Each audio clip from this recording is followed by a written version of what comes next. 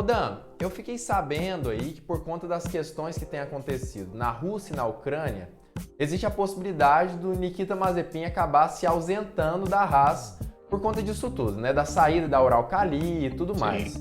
E com isso se abre talvez uma vaga muito importante dentro da Haas, né? Que é uma equipe americana de Fórmula 1. E essa vaga talvez seria preenchida por Pietro Fittipaldi, né? O brasileiro. O que você acha disso tudo, Dan? Ó, Lucas, primeiramente eu acho que o que o pessoal tem que ter a noção é que isso é um acontecimento recente. As coisas estão acontecendo agora, as conversas estão acontecendo agora, isso eu posso garantir, eu recebi isso de fonte minha. Só que, assim, tem muita gente dizendo, pô, o Pietro vai correr, o Mazepin vai sair, tá todo muito, muito esperançoso. O que eu acho que a gente tem que ter um pouquinho de pé no chão, esperar, as coisas vão acontecer, podem ficar tranquilos. Mazepin vai sair ou não, isso a gente não sabe cravar. Deve sair provavelmente, né? Tudo indica que vai pelos acontecimentos aí no mundo. Pietro vai entrar? Já surgiu até conversa sobre o Giovinazzi que pode voltar, piloto pagante que pode. Tudo isso é possível. Só que, como eu disse aqui no começo, é algo que está acontecendo agora.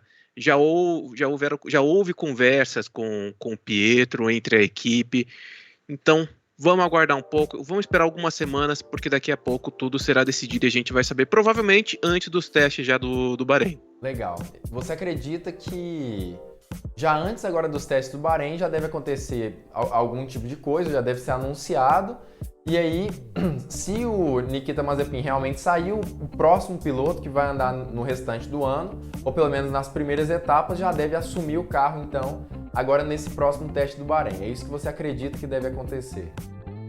Sim, Lucas, acredito que isso deva acontecer, porque apesar de ser um momento recente, um acontecimento que é novo, agora teve 2 dias, né, por tá sendo contado, a equipe também não pode atrasar muito, né? Ela não pode esperar até a primeira corrida, uma semana antes da corrida. Quanto antes ela resolver isso, melhor.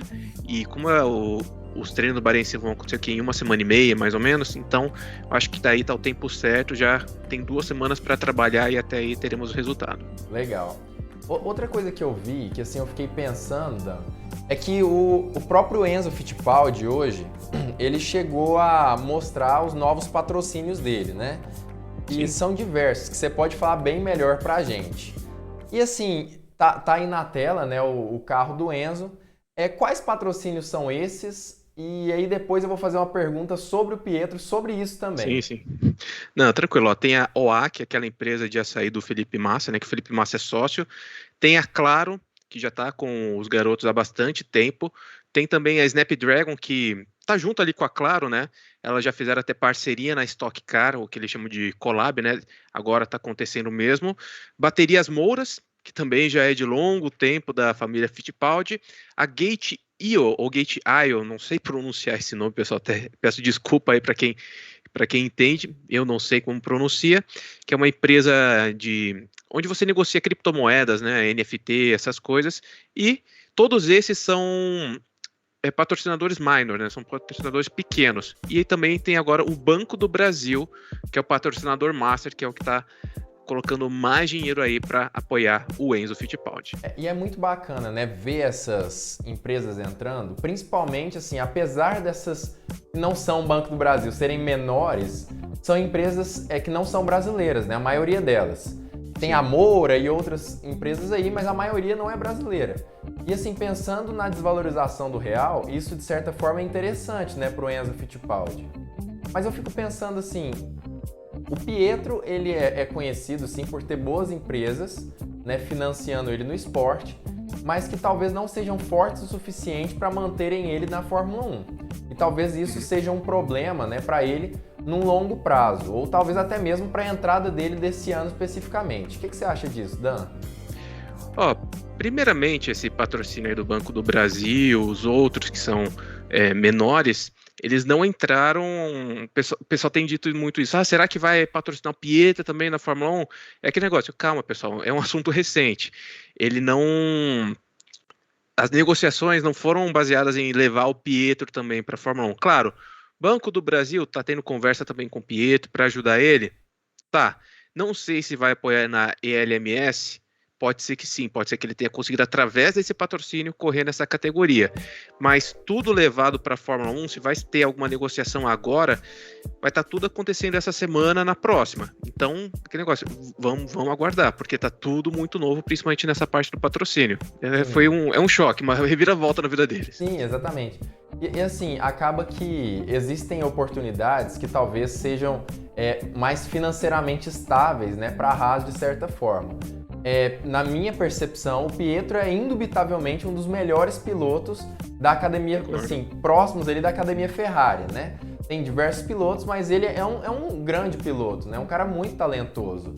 Mas apesar disso, muitas vezes como dizia Lewis Hamilton, money talks. Então, assim, muito tem se falado sobre a possibilidade da entrada de Giovinazzi no lugar do Pietro ou outros pilotos, né? No lugar dele, justamente por ter essa oportunidade de trazer um dinheiro a mais ou chegar mesmo do programa de pilotos da Ferrari, né? Giovinazzi já chegou até ser piloto de Fórmula 1. O que você acha dessas possibilidades que o pessoal tem falado e como isso se encaixa, de certa forma, na perspectiva do Pietro se tornar piloto de Fórmula 1 esse ano? No caso do Giovinazzi, eu acredito que ele seja o maior risco no momento para o Pietro Fittipaldi. Já é um piloto experiente, estava correndo até o final da temporada passada na Fórmula 1. Então, apesar dele já ter ido para a Fórmula E, ele ainda tem uma bagagem que, se a Ferrari quiser, coloque ele lá. Tem essa experiência, que é o piloto mais fora do grid, mais experiente. Kimi Raikkonen nem quando já se aposentou. Outros piloto pagante, por exemplo, que o pessoal tem citado também, isso eu já não acredito. Eu não acredito que a Haas vai pegar um piloto novo às vésperas de um GP, porque vai ter que negociar contrato, tudo isso, e sendo que desenvolveu o carro inteiro no ano passado, foi a única equipe que desenvolveu o carro de 2022 e nada de 2021, e colocar um cara simplesmente novo agora. Claro que é preciso grana para estar na Fórmula 1, mas eles já estão com desenvolvimento bem avançado. E o carro, como deu para ver nos testes, não é um carro ruim. Não é o melhor de todos, mas é um carro bom. Então pegar um piloto, por exemplo, como o Pietro, nessa situação, pode ser até mais vantajoso, porque vai colher mais resultados. Sim, eu vi o Gunther Steiner, né, falando justamente sobre essa situação, né? Ele chegou a falar em entrevista, se eu não me engano, com a Giuliane Serrazoli, que é uma jornalista da Band mesmo na Fórmula 1. E ele chegou a dizer que a primeira opção seria o Pietro Fittipaldi, né, numa possível saída de Nikita Mazepin. Mas algo que muitas pessoas também não têm percebido, talvez, é que o próprio Gunther falou assim: numa situação onde o Mazepin saia da equipe Haas, o Pietro é a primeira opção e depois a gente vê, né? Então, assim, na minha percepção, é muito mais assim, o Pietro ele vai ocupar o lugar do Mazepin, mas não é certeza, por exemplo, que ele vai correr todas as corridas do ano, né? Talvez sejam apenas as primeiras, depois eles encontrem outro piloto. E assim, apesar disso já ser uma esperança, né, para quem gosta demais de piloto brasileiro, quem torce para o Brasil, né, independente de qual categoria, eu acho que também, de certa forma, é um balde de água fria, né, ainda mais com essa possibilidade da chegada aí de Giovinazzi, né, na Haas. Concordo com você, e eu até brinquei com meus inscritos, pessoal que me segue, porque o pessoal começou a mandar para mim exatamente isso. Olha, o Gunther falou que o Pietro, caso o Mazepin saia, ele é a primeira opção, então se o Mazepin sair, ele vai correr, ele vai estar lá. Daí eu respondi brincando, né? Pô, se o Gunther falou que o Pietro é a primeira opção, então quer dizer que existem outras. Ele não tá cravando o Pietro no lugar do Mazepin, tá falando é a primeira opção. Então, pelo menos a segunda ele deve ter já na manga. Então, isso me deixa feliz, porque, digamos, se o Mazepin sair às vésperas dos treinos de Bahrein, dos testes de Bahrein, ele vai correr, o Pietro muito provavelmente vai correr, só que tá ali, o Pietro é a primeira opção, mas a gente já tá vendo algumas outras coisas, né? Então, fica aquele risco, né? O que a gente se enche de esperança, mas fica com aquele receio, fica com aquele medo, né? Sim, exatamente. E eu vou fazer a última pergunta para finalizar o corte e nós começarmos a conversar um pouco mais com o pessoal que tá na live ao vivo aqui conosco. Mas antes eu queria que você falasse aí 10 segundinhos sobre o seu canal, o que você faz para o pessoal se inscrever. Inclusive o link tá aqui embaixo na descrição, é o primeiro link. Okay. Obrigado, Lucas, pelo espaço, obrigado, Hora do Piloto. Pessoal, acesse lá o Grid Largado, o link está na descrição, como o Lucas disse. Se inscrevam, compartilhem o nosso canal. E se vocês querem informação da base, é só colar lá, tá? É isso aí, é muito legal, galera. Só informação sobre piloto brasileiro da base que está a caminho da Fórmula 1. Muito legal o canal dele, viu, galera? E a última pergunta é basicamente o seguinte: a gente falou, né, sobre o Pietro Fittipaldi acabar talvez não chegando, né, à Fórmula 1 nesse ano, tendo algum tipo de dificuldade nesse sentido.